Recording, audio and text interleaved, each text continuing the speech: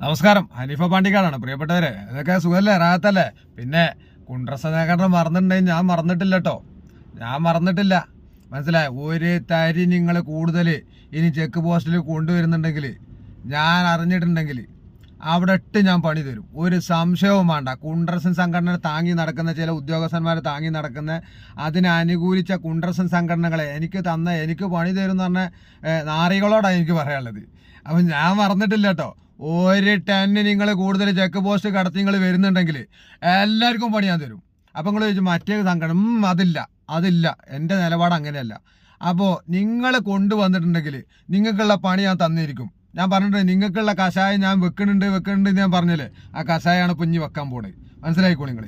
ഒരാൾ നിങ്ങൾക്ക് MPD act എന്താണോ തരാൻ പറ്റുക അത് തന്നിട്ടേ അടങ്ങുള്ളൂ. അതിലുള്ള ഫൈന് അതിന് കിട്ടേണ്ട ഞങ്ങൾക്ക് വാങ്ങിത്തരും. മനസ്സിലായി? നല്ല ഓർമ്മ വെച്ചാൽ കുണ്ട്രസ് സംഘടനയോടെ പറയല്.